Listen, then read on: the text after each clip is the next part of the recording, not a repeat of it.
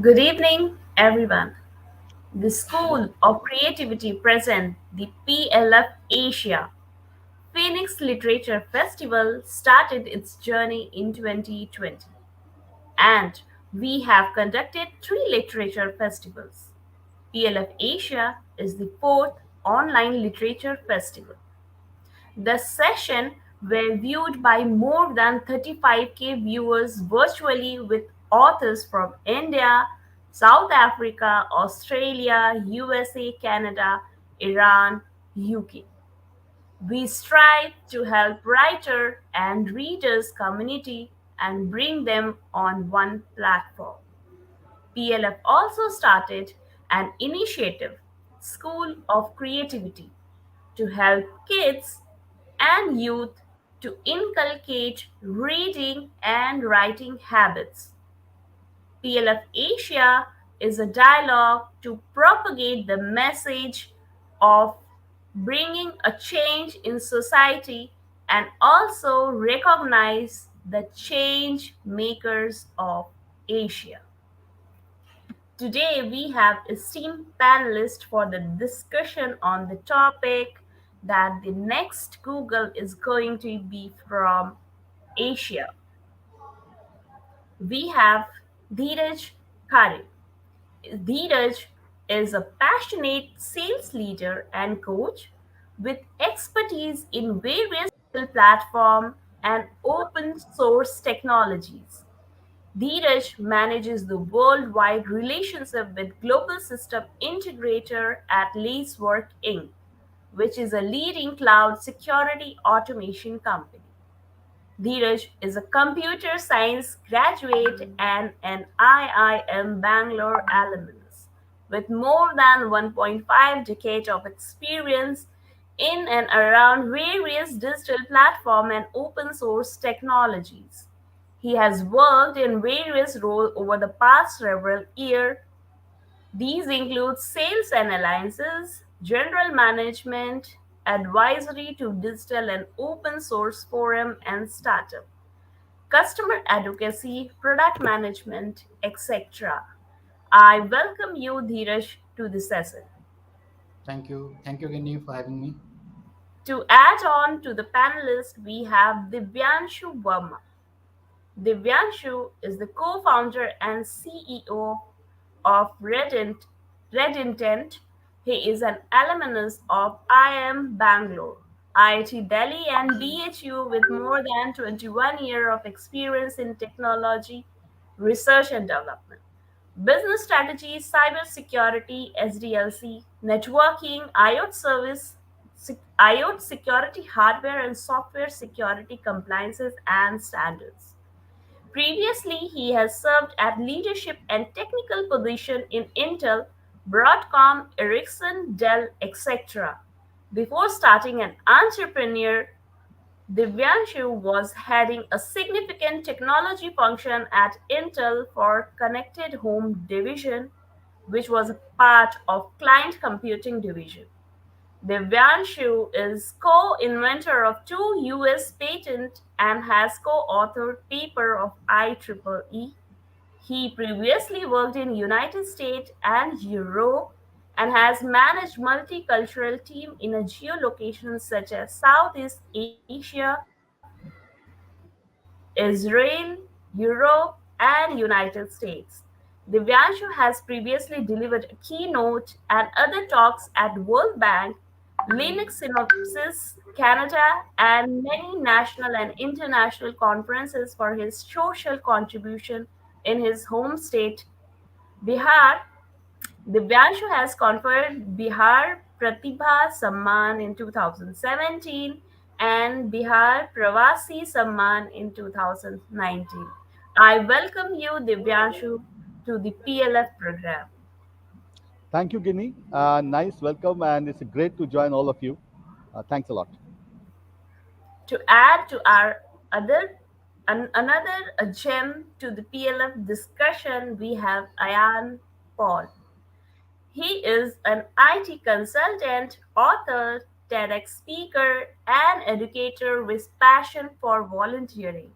He is an IBM accredited IT professional with 3 Braddon Hall Award, 10 Service Excellence Award to his credit.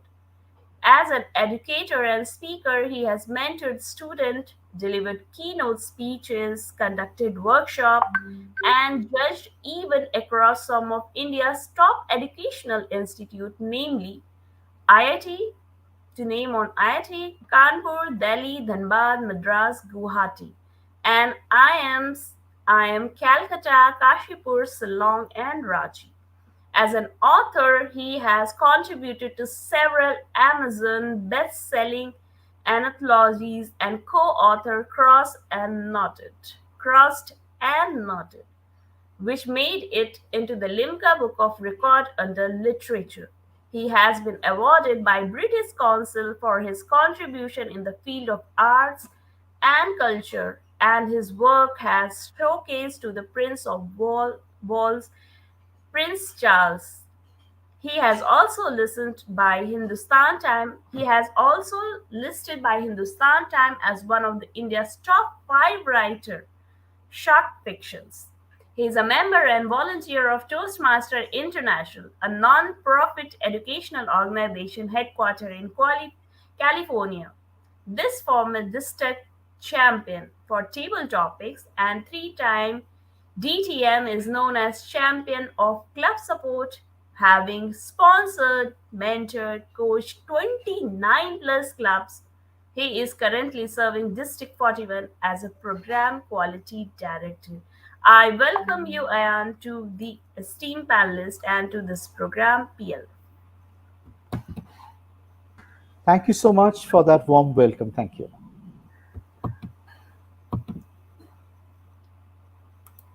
To start with, uh, the program and the topic that the next Google is going to be from Asia.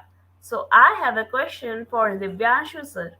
When we are saying many Asian becoming CEOs of top level and holding top level position in many non-Indian MNC, how would it help to bring the next Google from Asia, or how it is going to uh, pave the path for becoming the next Google from Asian countries? So Divyanshu. wonderful question. Yeah, wonderful question, Ginny. And this is a very strong and a very important step in the learning or the evaluation of the ecosystem, as I call it.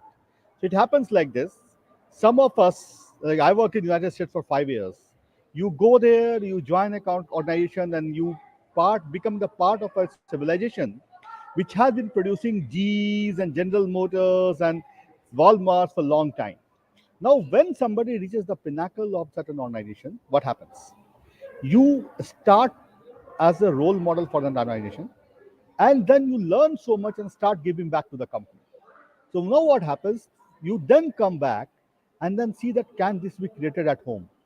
What it takes to create such an organization, because you are already knowing all the intricacies of leading it from the front.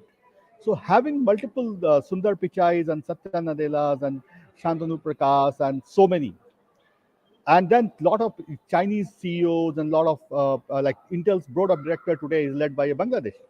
So slowly, what has happened, based on the lot of learned people coming from Asia, we can definitely be sure that this learning is translated back to Asia.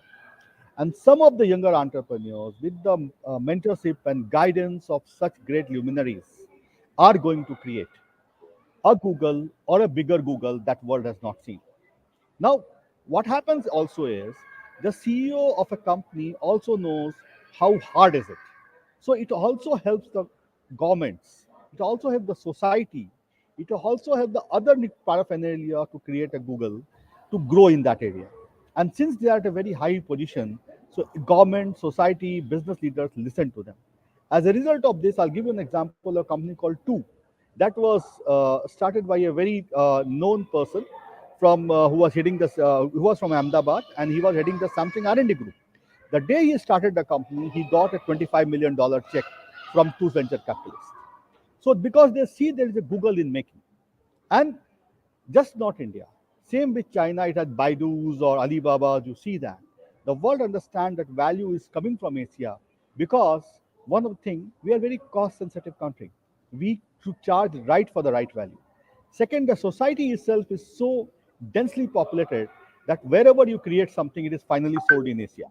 So that's why it is very important that these CEOs who have the learning from the greatest and the best of organizations in the world, which are 200, 300 years old, they will come back and help us to create a Google. So wonderful state. I totally believe in that. Yes, over to you. Thank you, Divyanshu, for such an insightful knowledge about that, the learning from the company they have worked with, and then coming and starting their own company in India, and the government is helping them. To add this, I have a question for Dhiraj, that CEOs, they have many Asians has become a top level CEOs in other non-Indian MNC. Does that imply that the Asian country is still should be viewed as a nation where ease of doing business is relatively tougher than Western country? So I have an interesting point to it, and let me just step back and kind of give you a perspective of why there are more CEOs coming in from Asian countries, including India. And in fact, now there is almost a trend that if you hire a CTO from India or Israel, you will get a good funding. That's almost the trend in the Silicon Valley. What I'm realizing is it's not just about having a CEO from India. It's also about, are you able to see the problem which you can solve? What used to happen in the Google time when Google was found 20 years ago, the problem statement that you see in that part of the globe is entirely different from the problem statement that you see in this part of the globe. And that's precisely because of the internet and the growth of overall digitization. Now we are almost at the same page.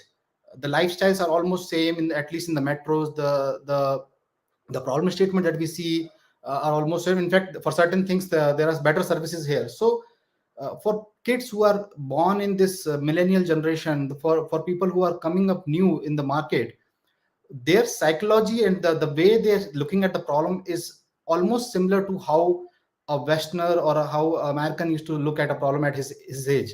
So that creates a very big impact in terms of, if I see the problem, I can create a solution to it. But if I don't see a problem, I can always do a me too. Because when the problem comes to me, there is something which is already created in the West, and I'll copy that in my country. But probability of becoming a Google, which means you solve a global problem, that requires a global vision. And in today's world, why I believe it's quite possible, because our visions are common across the globe.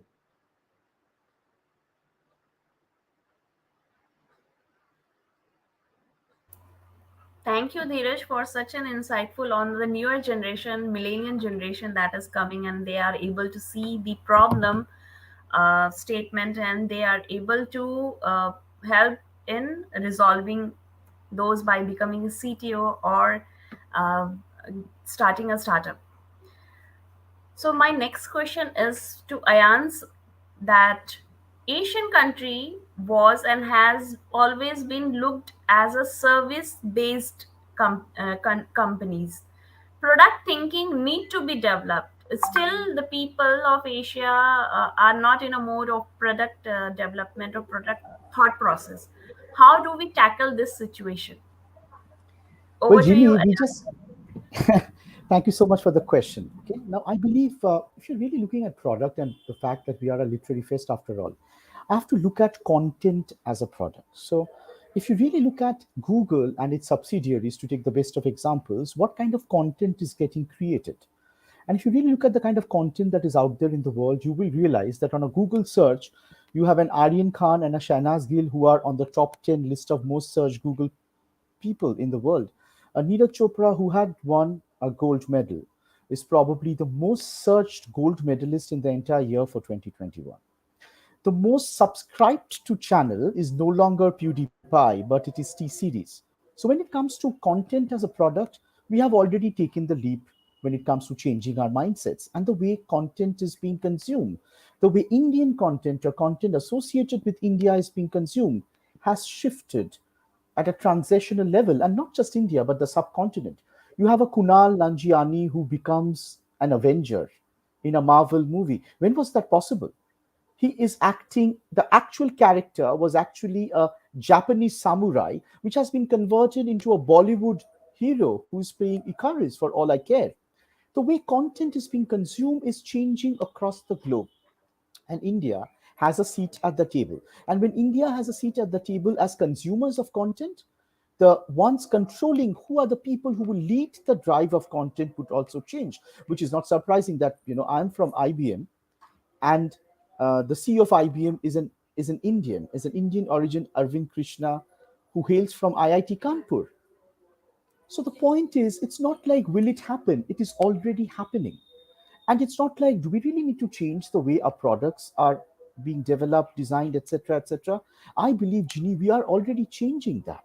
It's just that we have still not changed it at every level in an organization. If you look at it from an IT organization point of view, but when it comes to content being consumed by people all around the world, content being created and spearheaded by India and Indians, is already making a significant mark. And I think we are on our way to become the next Google. This is what I think, Ginny. Over to you. Thank you, Ayan, for letting us know that the top management of the top MNCs are held by Indians and Asians, and the content as the product. This is a new concept which we came to know, that the content can also be seen in the form of product. So to continue with this, I have a question for Divyanshu, that there are times when we all are facing acute shortage of skilled workforce and resources. This can be seen the trend in IT as well, but apart from IT, other industries are also seeing a crunch in the shortage of skilled labor and workforce. How this situation can be handled so as to emerge as a new Google from the Asian country. Over to you, One, Divyansh. yeah, wonderful point and wonderful observation, Giri. The important thing is, if we aspire to create a new Google, our playground for the talent is not India. Our playground for the talent is world. But if you see Google, the CEO, the top last, like fourth last man, the Nikesh Arora, the best part of Google is it attracts talent from all over the world. So what we have to realize is that talent should not be seen from the barriers of nationality or geographical division. If we are going to create a Google, and which we are today, I'm in Bangalore, and today I meet many of my fellow workers or the fellow professionals who are not from India at all. They have come here in the search of work because they find a Paytm or an InMobi, or for that matter, some other company as a great place to work. So slowly, what India is becoming is a playground for the talent all over the world. Now, how does it help? To become Google, you have to think one thing. The only thing that restricts to making a Google is the vision. Moment I put one more filter that okay, I have a acute shortage of talent in India, then India cannot create Google. Probably not the right observation, because not so many engineers are available in United States also. But as I told, United States absorbs and attracts talent from all over the world. So what is important to create Google is that we are recognized as one of the best place to work globally. The quality of research allures an American or a Westerner or a Chinese or from anywhere in our Australian to come and work in India, because they can find their true belonging towards excellence in India. So it's more about culture. Now, what happens is India being a 1.3 billion country, obviously we'll have more people, more young people looking toward that. Okay, there's a new company that has come up. I come from a place called Bihar. It's not a very developed state, but I can tell you there's a company called Dehat there, which is valued at $500 million today in agri entrepreneur sector. Now this has led to the creation of 10 more agri entrepreneurs in Bihar. Similarly, the way I've seen is a Google in United States created so many another big players there, because once you attract talent, some of them may not work there, but start become an entrepreneur. So same applies with India. That one thing is we start attracting the talent from all over the world. We become a great place to work with great legacy, with very equal, unbiased, and no national prejudice, etc. and world becomes our playground. First thing is that. Second, the spillover talent goes and creates a LinkedIn, like a PayPal mafia. They created LinkedIn, they created Palantir, and so on and so forth. Then chances of success always probability. One of them will rise to a Google or an Amazon or an Apple thing, and it is going to take a 10 years journey, not happening to one in a day. So that's my submission to you on that point. Thank you, Divyanshu, for such an insightful about knowing that Bihar, a startup from a small state, Bihar, has been valued, and we observe that we should become a global talent absorber rather than growing the talent in house. So these are the skill that we need to get in the for new Google. Uh, Talking about the product that drone, high-tech military appliances, defense system, embedded system, robotics, mechatronics, medical system, and etc. What is that it is holding us from emerging as the preferred destination for employment and product development in these not so called areas? So India is basically, or Asian countries basically looked as a service based, but these product drone, high tech military and all these, what is that it is holding us from emerging as the preferred destination? The question is for Dhiraj. Over to you, Dhiraj.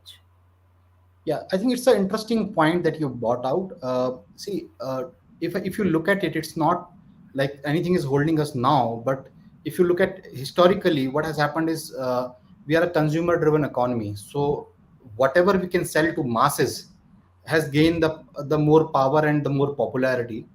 And because in defense there is always one buyer, each country will has one or two buyers. Like you don't sell arms and ammunitions to every corner in the shop in the country, right? So the idea is, when you're selling to one buyer, the decision making cycle is longer, right? Even if you talk about healthcare equipments, you sell those products to whom? The decision makers in the healthcare industry or to the Ministry of Health, right? So that it can percolate to all over the health primary healthcare centers in the country. If you look at all these other industry which requires, like, a B2B and very limited decision makers are involved in up in the value chain. It's not just about our ability to sell it or create it. It's also about all the places where we are importing and buying has a legacy. They have a historical, uh, they like Russia has been selling military equipments from last 20 years, 30 years. US has been doing that. Healthcare, China has been doing it. Korea has been doing a fantastic job in that.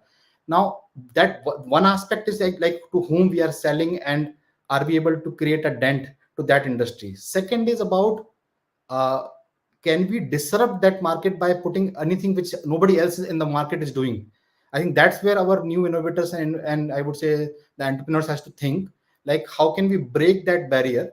And the second is, from a government standpoint, the policies, the logistics, making sure that your approach and reach to the global market is also open.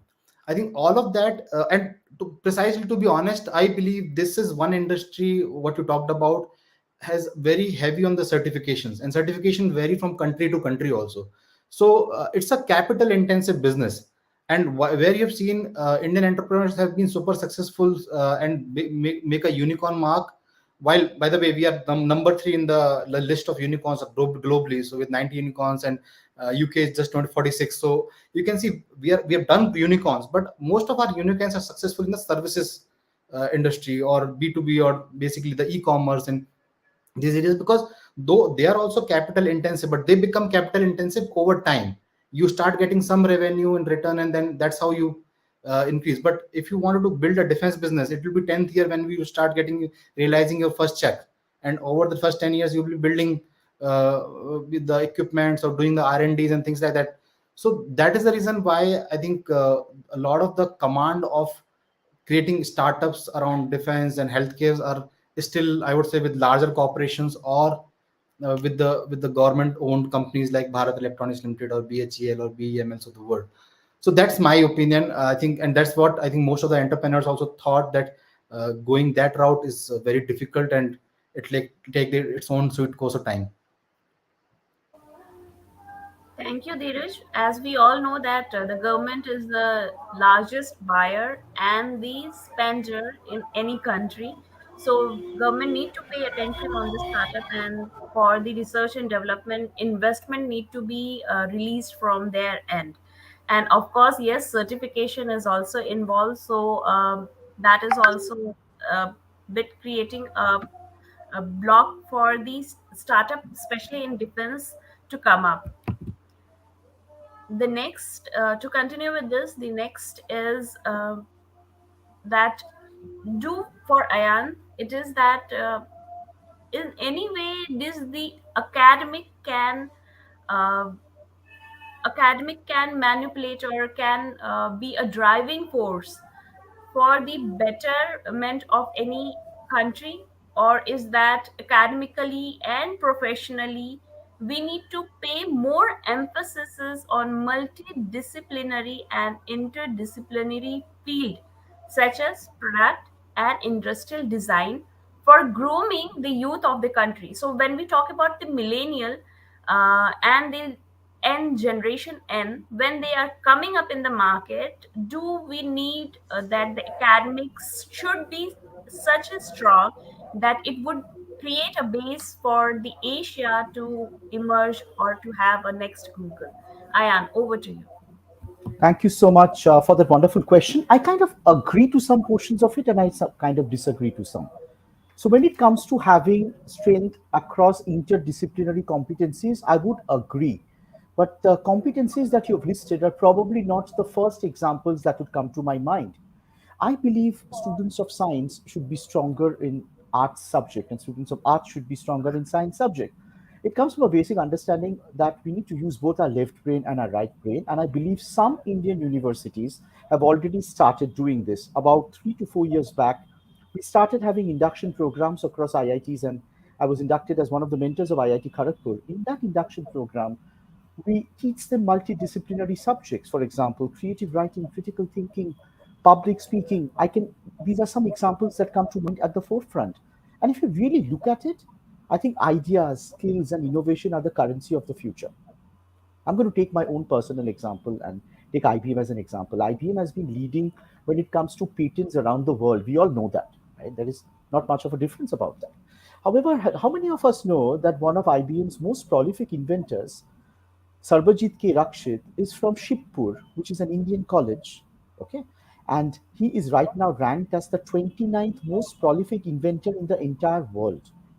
He is an Indian staying in India.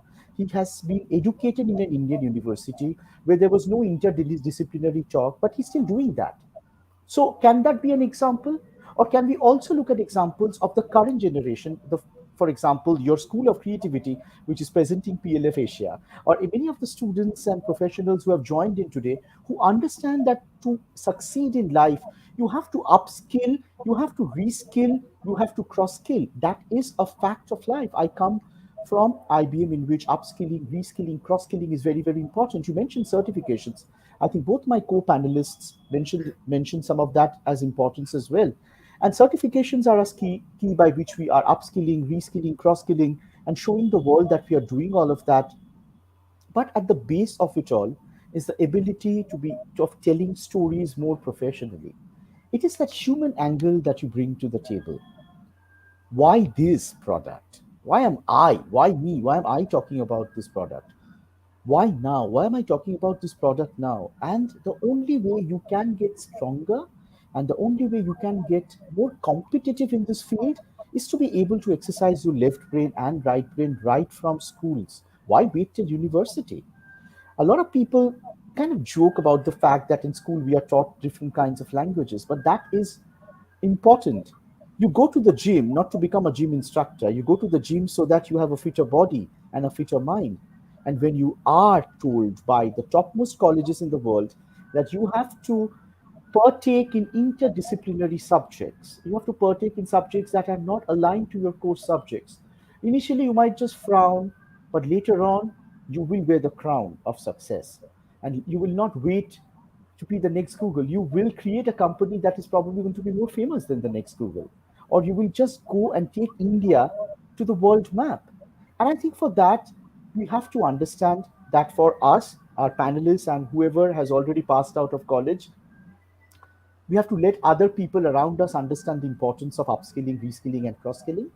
And for the children of tomorrow, I can't stress more on the fact that you have to read, you have to listen, you have to learn. Only then will you be able to lead. So, read, listen, learn to be able to lead. And I guess a little bit of upskilling, cross skilling, reskilling never hurt anyone. You will definitely win more minds and more hearts and end up getting less hurt in the process. So that's my answer to your question, Jamie. Thank you, Ayan, for letting the newer generation knowing that reading, listening, and learning is the new mantra for achieving or making our country or the Asian country the to give or to produce the next Google, bigger than a Google. Okay, so Dhiraj, I saw you raising hand. Can you please contribute? Yes. Yeah, absolutely. Thanks, Ginny. I think I really appreciate Ayan bought that point because it's very, very important. I was reading a book recently, Atomic Habits, and one of the quote that kind of struck my mind is about we tend to learn habits from the closer one, the popular one, or the from the masses. And I think when I was starting my career, I used to work for a publishing company, and there are a lot of editors and people who were writers and the creative mind people were sitting to me, and I was a sales guy wearing a sales guy's cap. What I've realized this is, and that's precisely because we were trained like that. The one who like writing does not like to sell himself, and the one who likes selling does not like to or does not know how to write properly. So there was a ideological difference, and I think one thing which is very, very important for us as an Indian or as Asian to kind of anything if we want to do big in this part of the globe, we have to acquire both. And if we are working next to somebody who knows how to write properly or who knows excellent writing, we need to learn from him. And if we are sitting somewhere next to somebody who knows how to sell himself better, I think we do need to learn from them. I think the combination of these two things will create more thinkers like Google every corner of the country, and that's where I think you require multiple people to fail fast and innovate, and that's where you can become one big one day. I think failing fast and learning from the colleagues, peers, and the powerfuls and the masses is very, very important. I absolutely agree, Dheeraj, that the person who is having a writing skill should also acquire the skill for selling, and the seller who has the good sales um, good sales technique, he or she should also acquire on writing or on technology front, so that these overall accumulated atomic habits would eventually lead to build a very robust startup or company. uh, that's what I think, that every aspect should be gained so as to be the robust in market. Divyanshu, what do you feel about the writing, selling, and technology part should be gained by a person to have a successful career or to have a successful start? Can you repeat that first line again? What do you think about writing? A person who sells does not have the skill of writing. A person Yeah. who writes does not have the skill of selling. So Mhm. is it important to gain both the knowledge, writing knowledge, selling knowledge, technology knowledge, or finance, so that these all habits accumulate and leads to a successful company or a successful startup? Yeah, that's very true, as you told. Success is not one thing. I always say there is no one line that contributes to your success. It's a combination of multiple skills, it's a combination of multiple aspirations, and a combination of a team. So, similarly, if say I'm an entrepreneur today, and what all I do, apart from the product innovation, I wear the sales hat. I also have to talk with my finance guy because I'm raising investment. And I also have to talk to a lot of people who do social media because they have to put my product in the right way. So when you create a dream and you have a vision to create a Google or a organization which outlives a lot of generations and things like that, you definitely have to have multiple skills. Otherwise, what happens? I always say that there is a one chink in the armor that kills the person, and there is one chink in the company that kills the organization. It doesn't matter. And there are many companies. Motorola, I remember when we were very big at one point of time, but they did not switch to the smartphone movement, or Nokia for that matter, right? So it's one thing, and that perception builds up that you are losing the race. Nokia was doing absolutely everything. They have the best audios, they have the best UIs, but they lost on one thing and they lost it. Now this one thing is not fixed. It can be sales, it can be marketing, it can be innovation, it can be communication, it can't be your culture. So, as an organization, when you are thinking something to bring as big as Google, then you have to think each of them equally important. What I say, the management they say, right? Increase the traffic and decrease the accident. So you have to do very, I would say, cross things, but achieve the same goal of excellence moving forward. Because this is all about. It's not about one technology. Google is just not Google search. It's a lot of things. It's a data center. It's GCP. It's YouTube. It's Google connected car. So idea is to maintain being good in multiple things and then use that moat or entry barrier against your competitors so that you can grow while the others still think that where you are going and how you are going. So that's I always say that if you have to create an organization, just think how did you become a good individual or successful individual. You were good at engineering but could not speak, gone. You were great at speaking, could not have engineering, gone. You were great at speaking, did not have the right values, gone. So it's a combination of multiple things, and always think yourself in that matter. Say, I'll give you example. When we interview people, and we have some one of the great hackers in our company, Readiness, like some really smart mind who have put a lot of companies in trouble, we see that the guy cannot write. We coach them to write. That okay, how do you write the full spec of vulnerabilities and submit it that? So that even if he knows or she knows, if he or she cannot express himself to a person who is not very comfortable with his or her language, the like application will not even be seen. Similarly, when I talk to customers in Middle East or Australia or somewhere, I have to understand their culture. I have to speak in the language the customer understands. Now, when I am building a SaaS business or a business where I am not going to speak, but my product is going to speak, I have to be good in everything from presentation to technology to language to communication, the way people look at the things, and obviously my social responsibility. A company which doesn't do good is hated by everything, doesn't matter which company you belong to. A company which has a great culture, great value is appreciated. People want to give time because company is just not a product. Company is a living organization. It has people, it has a heart, it has a soul, it has a culture, it has a vision, it has a mission, the way we all have our for life. So that's why some companies, like some of the yogis, live very long time, and some of the companies do a crash road accident and get out of it. So that's my submission to you. Thank you. Thank you, Divyanshu, for such an insightful knowledge about that every aspect we should have or one should gain knowledge on. And yes, a single person cannot do everything. A good team is the one who leads to success. With this, I have a question to Ayan. Ayan, what suggestion would you give to the upcoming generation, especially the younger one who are around just going to complete their teenager or in the end of the teenager and then going to do their graduation until 25 years? What suggestion would you give to them?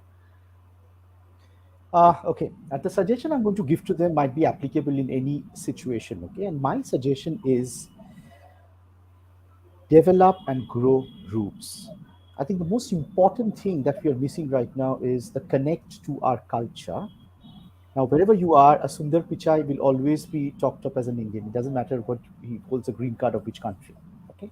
So, what's the kind of roots you're developing, and are you connected with it strong enough for your roots to nurture you? A tree is as powerful as its roots, and irrespective of whether you are in the field of technology or in the field of innovation or design or technological innovation or sales or marketing or creativity, whatever it is, are you developing the right kind of roots?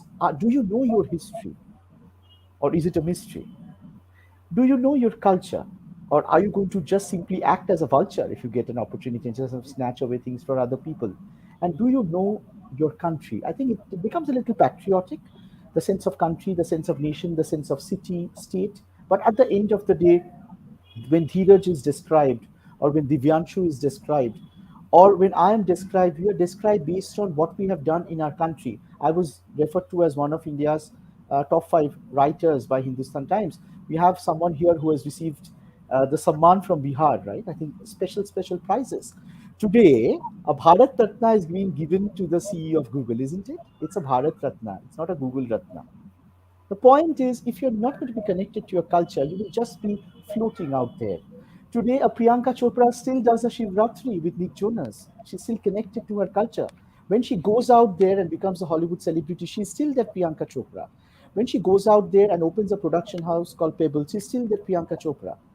When someone goes out, when Indra Nui does amazing things there, she still has to come back to her home, and probably not the best of examples, and tell her mother why she was late, even though she actually got appointed as the CEO of Pepsi. But then she does it respectfully because that is in her culture. The point is, for the younger generation or whoever, it's completely okay to Netflix and chill, but decide what you want to see on Netflix. Consume Indian content as well. Instead of trying to run after other international concepts that may or may not be okay, also appreciate Indian culture and Indian contextual things. Be completely okay with a mojito. I love a mojito, but a soda sikanji might also be very tasty and tempting. And how many of us across the world have never tried Maggie? I think every Indian at some point of time has tried Maggie, which is the greatest innovation. You just do Google and you will know the answer. So my answer to your question is develop roots. Be true to yourself, be true to your culture, be true to your country, be true to your beliefs. That your roots may not just be physical roots that stops you from going outside. It can be the roots to your beliefs. If you have a particular set of belief, don't let that belief change because of what others are telling you. If it's a good belief, you keep it. Don't let the world change your viewpoints about the world or about yourself. And at the end of the day, no matter what, believe that you can. Because when you believe you can, you absolutely will. And that, trust me, is the greatest thrill and will help you go for the kill. So that's how I would like to answer your question. Thank you, Ayan, for such an amazing say that we should be connected to root, back to the roots. So I had got a chance few months back in month of October to talk to Indra Nui, like 20 CEOs were there, 20 companies founder were there, and Indra Nui were giving her session, and we were asking her questions on her personal life, like how it was. She said one line that end of the day she has the responsibility of back to the roots, that she is no more a CEO when she enters the home, and then she has to do all the work asked by her mother or parents. She used to bring all the home stuff, milk, bread, and all. Even though when she went out for a meeting, she was still connected to the root. She was a pure vegetarian and she even didn't drink. So that was the culture which she was taught by her grandparent, and till date she is connected to her root, and she is proud that that gave the strength to overcome all the hurdles and become the CEO. Whenever she was facing some difficulty, she used to meditate, and she used to think about her past childhood, what her grandparent taught her. So coming to Dhiraj, nowadays there is a boom about the data, that collecting the data in any form. How is that going to help the Asian country to build the next CEO? So data, is that only the thing that will help building Google? So data is certainly important, and Asian countries come to the big picture on data precisely because we have a large population. So data is directly proportional to the population. If you have 35 crore people vis-a-vis half of the world lives on this side of the world, the amount of data generated by this, and like Ayan quoted in the very early question about that we are already becoming supreme on the content as a product, and a lot of original good quality content is being produced and consumed over the world. Anything to do with, like, cricket has the maximum amount of sponsorship. It has surpassed the amount of viewerships, like any football match used to. Multiple countries all put together was not able to beat the kind of interest today what cricket generates. And I think data is very important part of it, but that's not just it. Data is directly proportional to population. Data is directly proportional to the mathematics and the knowledge of mathematics. And I think we are home for both of these at least. Now the third piece is, if in order to become an entrepreneurs, there was a time when we were studying. I think all of our parents used to assume that if he goes to a good college, he will get a good job. And today parents says that if he's if he's an average, he will go get a job, but if he's extraordinary, he will become an entrepreneur. So the mindset has changed. So the first support starts from home. All that is good, data, government policy, everything, but I think if you get a support from home, if you get a backing from home, and I think what I'm realizing is that the kids today are already sorted. They have a better clarity of thoughts because they are more exposed to things. For them, going to US is not a dream. For them, buying a house is not a dream. For them, buying a car is not a dream, because they've already seen all of that in their childhood days. So them, sooner they get clarity, better it is to kind of uh, focus on the real action. And I think, and we all of us hear this statement saying that sooner we find our calling, better we are sorted, right? So I think the kids of today are sorted, and for them to be, if they just get the right push from their parents, from their the close ones, the society, I think they will put their mind to the right direction. And obviously data, knowledge of mathematics, knowledge of technology, I would essentially believe in a longer run, technology is not going to be a barrier for creating a Google. I would still believe that arts and the culture and the roots, and I think the thoughts. So I mean, I'm a big supporter, though I'm an engineer, but I'm a big supporter of humanities. And I encourage people to learn or study humanities, because humanities lives longer than science. I would say. I mean, this is my personal opinion, but yeah, I've seen people studying Gita and Mahabharata today, in today's world, and this was written hundreds of years ago, thousands of years ago. So I think in a longer run, if you give the right values to your kids, if you uh, I think all the other things is byproduct, and they'll be able to create something which can surprise us at any point in time. So obviously data is important, I'm not saying that's not, but with new, if you ask me from a tactical point of view, governments put a lot of regulations are being put on the data and on things like that. So smarter you get, better technologies you have, better are the ways you can start working with data. So don't take me wrong, data is important, knowing knowledge of technology is important, but more important is, are you clear in terms of what you want to do with that data? And I think that's the fundamental question you ask any chief digital officer in any big companies. They say, hey, I'm sitting on a plethora of data, but I'm running out of minds to think what to do with that data. And I think the people who are creating difference out of that data are the one who are actually front ender and leading the kind of the revenue flag and the flag bearer for the revenue generating companies and things like that. I agree.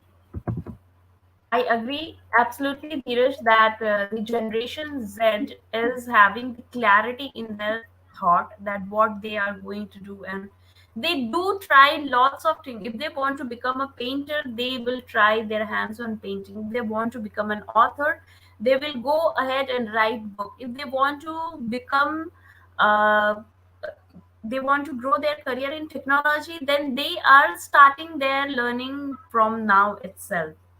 As Divyanshu mentioned that the learning which the top MNCs CEO, the Asian CEOs are getting, and they learn from those position, they come back, they mentor, they start their own startup, and then the government listen to them. So in this way it is going to happen that the country, Asian country, is going to get a lot of startups coming up, and they are going to become the next Google.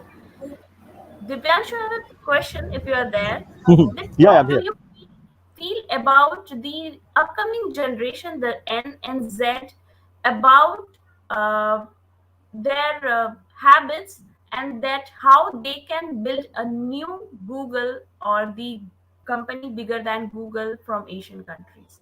What are their thought process that you might have observed and seen, that what is the quality in them that make them the best contender to generate or to found a new Google? So, wonderful question. So, the new generation, N or Z, however you want to call them, their speed is probably 100x of what my speed was at their age, right? They definitely fail fast, they definitely learn fast, they take decisions so fast that to me it is a kind of unthoughtful decision. But when I see them at a macro level, I see that this generation, the learning is so fast because it is multi-dimensional. It's from internet, it's from friends, it's from chat, it's from phone. However, we joke is at a WhatsApp university, but their knowledge assimilation time has increased like anything. So even though a person of my age who is in the later side of 40s think that you have not spent enough time to make a decision because I have grown up on books. I have grown up on newspaper. The information coming to me and then making a decision used to take 4 or 5 days. Today, my son, probably, or my daughter, or the kids of that age, or even some elder ones, they decide so fast that fail fast, fail cheap is so natural to them that they can just decide or ignore what not to do and what to do based on real experience instead of hearing a lesson that this should you should do or not do. Today, what is working, what is not working, right? They can quickly develop an app and check it out. We could not think of it. Today, if they want to have a website and they are writing a blog, and I'm talking about my daughter who is like 10 years old, she writes a blog, right? So the assimilation of knowledge, the way they behave towards assimilation of knowledge, and the way they reject something which is not kind of ready for them, is at the speed of light, which at my age it is difficult to understand. So I tell them you are not enough, you're not doing enough. But they are just faster. They're just faster than I am, and I have to accept that. So now what happens that when I see a problem and see that I will validate it with market feed, probably they have already validated and market feed with 20 friends and think it is not going to work. That's their biggest asset. So quickly take an idea, validate it, and then get rid of it or continue forward to that. Obviously, sometimes there can be some learnings which I had more solid than them, but their speed we cannot match. Now, what happens is they also expect that if they are on internet, like Google, that 0.0003% you get the search, it is natural to them. Anything slower than that, they're not happy with that. So their habits are very aligned to the way society is going to be because these are the newer or the next generation consumers or producers of the content or technology that is going to be there. So we have to work according to the speed. So what happens today? A Samsung CEO comes to Bangalore to meet youngsters of IM first year. Or I mean, my previous organization, the youngest employee was a 14-year-old kid in Israel because he was the best gamer in his community. So if you are developing that, okay, I have to sell games to the people who are of 14 years and above, how is my CPU going to behave? He is the or she is the best person to tell you. So instead of understanding that if their behavior is right or wrong, I'll say this is the behavior.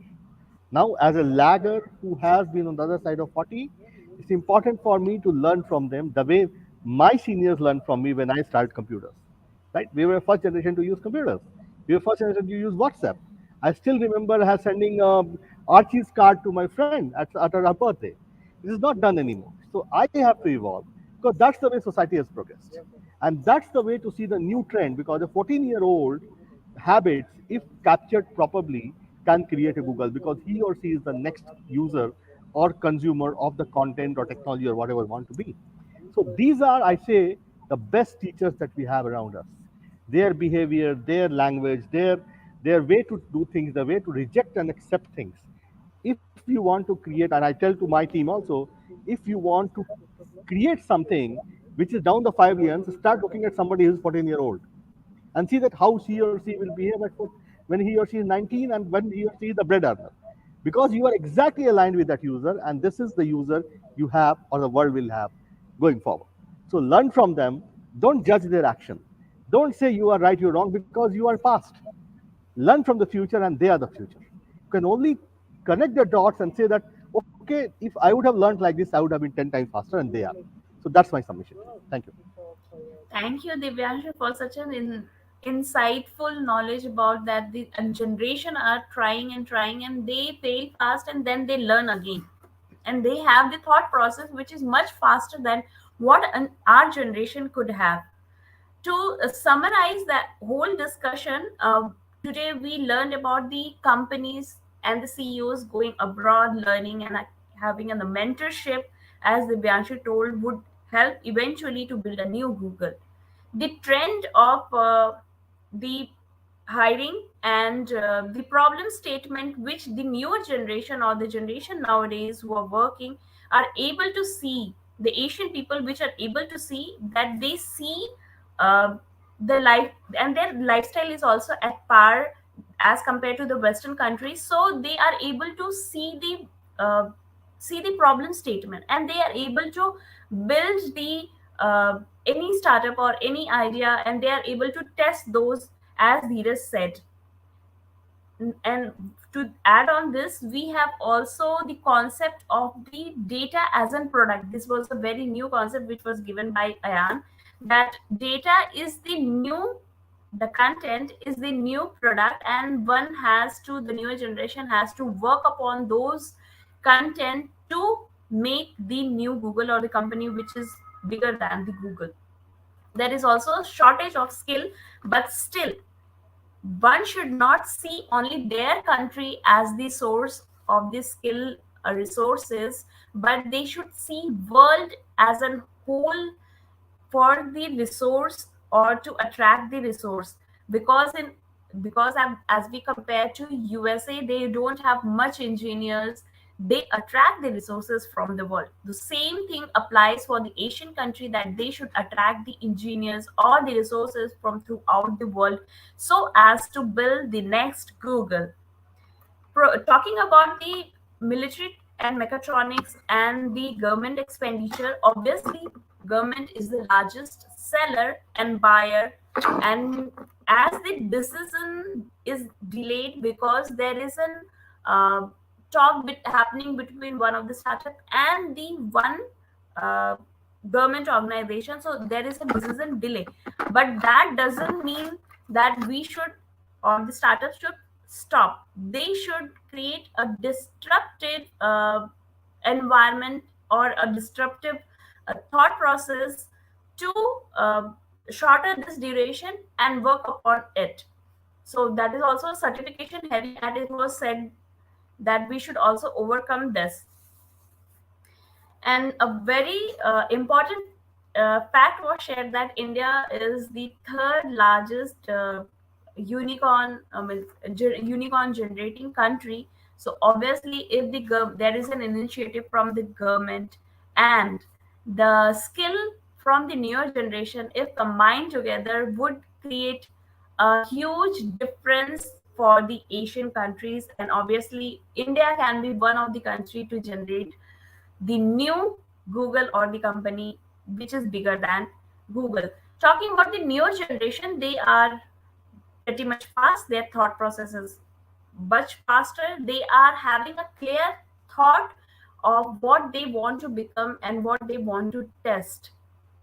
With this, I would thank all the panelists, Dhiraj, Ayan, and Divyanshu, for such an insightful information that on the next Google that is going to be from the Asian countries. I mark this session as a close, and thank you, everyone. Thanks a lot. Really appreciate it. And great fellow panelists. Thanks a lot. Thank you, sir, everyone. I completely agree with what Divyanshu said and what Dhiraj has said and what Ginny has been saying all through. I think the next one will be one of us from India, and couldn't have been more proud. Let's do this. Thank you. Thank you so much. Really appreciate it.